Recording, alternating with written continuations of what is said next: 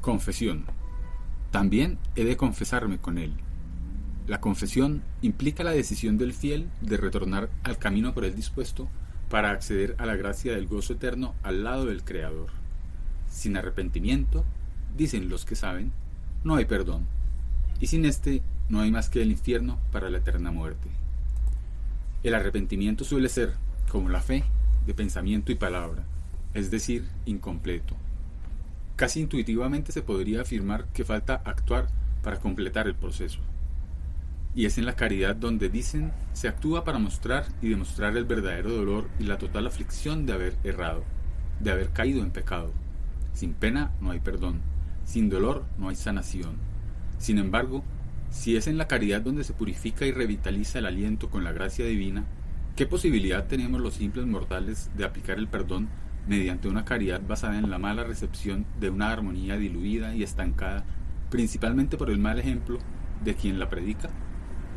Por lo tanto, si requiero procurarme un abatimiento personal para lograr el perdón, he de remitirme a lo más doloso, aquello que causé con pleno conocimiento y plena decisión, cual plan de acción y cuyo dolo infringido a algún otro haya sido grave.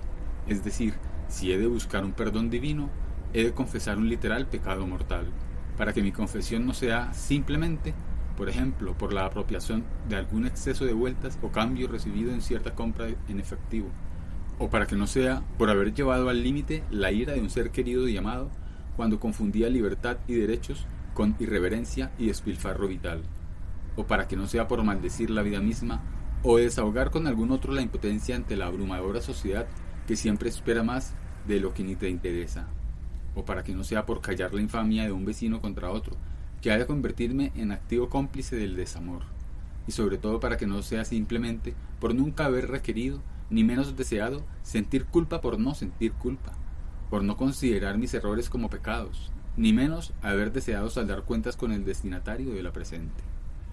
Buscar un pecado mortal me tomará más tiempo del deseado, tanto por la ausencia de culpabilidad vital al enfrentar mis errores, como por la escasa religiosidad histórica, lo cual me implica poco o nulo deseo de inmortalizar mi alma, en caso que aceptara la existencia de tal eternidad, algo aún más complejo para los que siempre deseamos ser simples mortales, humanistas, honestos y libres, pero al final solo mortales. Por tanto, dedicaré mi vida como quien no quiere la cosa, es decir, sin perderla en el proceso, a buscar un pecado mortal ya cometido, por supuesto, evitando cometer alguno a futuro, para algún día sentir el suficiente dolor como para que pueda ser perdonado mediante mi arrepentimiento activo y proactivo. Mientras tanto, he de confesar lo simple de la vida, claro, sin pedir perdón por ser imperfecto, y por no sentir necesidad de autovalorarme negativamente por mi humano y mortal actuar. Precisamos menos arrepentimientos personales para con la divinidad, y sí más pensamientos, palabras y acciones que impregnen libertad y amor humano al otro, porque ¿de qué ha de servir un arrepentimiento cada domingo? ¿Será que el amor divino se manifiesta a cuentagotas? ¿O será que los fieles que requieren repetir y repetir y repetir el verbo, tanto como la petición de la sublime gracia, nunca se apropian del suficiente amor divino para no tener que recaer infinitamente en la palabra de perdón tras el perpetuo acto de traición? Además, sucede que el dolor ya ha sido soportado durante milenios por sus ovejas. Creo que merecemos el perdón.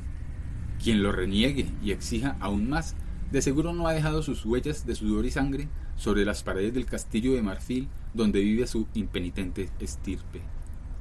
Prefiero no sentir dolor por no causarlo, que vivir en el más vicioso bucle del pecador, nada virtuoso y menos místico, por el contrario, muy miserable y, por qué no decirlo, perverso. Luego de no pedir perdón, quizás convendría dejar claro qué hice y qué dejé de hacer desde su anterior onomástico, tal como no haber escrito tanto como deseaba, haber viajado más de lo pensado, haber comido de más sin necesidad, o haber ayudado con los oficios de la casa. Recuerde quien me escucha que este texto se escribió en el 2019. Sin querer castigos, ni menos aún premios por mi actuar.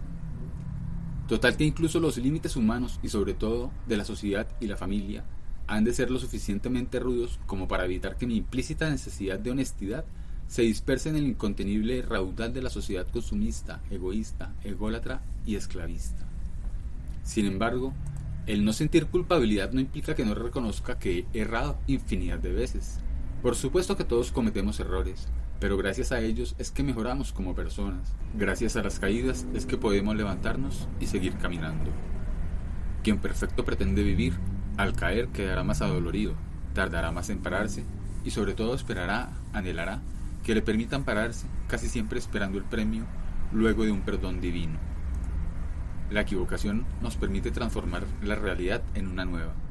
De una obtusa y quizás absurda realidad, podemos construir, tras ciertos errores cotidianos o trascendentes, una nueva forma de pensar, de expresar y por fin de actuar. Como ya se dijo, en ocasiones, para mejorar, solucionar o reformar X, hay que mirar primero qué pasa con no X.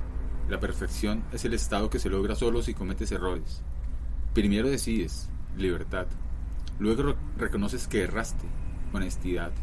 Luego reparas, amor. Y por fin aprendes a evitar o al menos minimizar, inteligencia, el desliz. Primero decides, luego reconoces que erraste, luego reparas y por fin aprendes a evitar o al menos minimizar el desliz. Los errores llegan gracias a la libertad, o más directamente, solo deseando corregir el rumbo es que la humanidad podrá ser honesta. Por tanto, mientras las sociedades no sean libres, seguiremos cometiendo el peor error, creer que es el otro quien comete los errores. Por tanto, y siguiendo con la carta, narraré en su momento solo los acontecimientos de este año que termina y luego reflexionaré sobre lo que podría mejorar sin que alguien me lo diga. Y donde no vea solución, quizás entonces podría plantearme el buscar a alguien que ya haya dado algunos pasos en el mismo sentido y que esté caminando su propio sendero. Definitivamente este tercer tema no tiene filtro, pero sí que merece una precisión. No pienso pedir para mí. Hemos de empezar a cambiar ya mismo, o si no, ¿cuándo? Queridísimo y siempre bien amado niño Dios, te ruego que cada día traigas más felicidad a quien la necesite, para que así, quien requiera de tu presencia, pueda solventar sus días sin angustiarse por la noche. Haz que su sueño sea reparador y que cada nuevo día al despertar te encuentre a su lado para que bien guíes sus pasos. Que nuestro hogar sea el sitio de tu mayor amor. Líbranos, Señor, de la injuria, de la amargura, el egoísmo, el rencor y el abandono. Que nuestras familias escriban su libro con tu propia letra y caminen sus pasos sobre tus propias huellas. Que nuestros hijos alcancen más sabiduría para que transmitan tu mensaje a los suyos. Que el último paso sea para llegar a ti y así puedas recibirnos en tus brazos. Ok, así queda. Van 2 de 3. Tema 4. Fútbol. Que las selecciones masculinas y femeninas colombianas de fútbol, y por qué no, de todos los deportes, ganen siempre sus partidas y así clasifiquen o ganen todos los mundiales, campeonatos y medallas. Esta sí que sería una petición literal. Realmente no cabe en la carta. Sin embargo, espero que solo por plantearla, él sabe que debe cumplirla para nuestra felicidad alienada. Ahí vamos bien. Luego de las preguntas y de la charla sobre lo realizado y aplazado en este año, charla que redactaré solo en la carta propiamente dicha por ser algo íntimo, podría entonces cerrar esta parte intermedia simplemente con una reflexión sobre el futuro humano, casi como si fuera mi gran y verdadero deseo para la humanidad, pero el cual solo podrá ser ejecutado por todos y cada uno de nosotros, cuando nos decidamos por fin a hacerlo, cuando decidamos evolucionar por necesidad. Similar a la anterior reflexión, será impersonal. La sección se llama La manzana oxidada.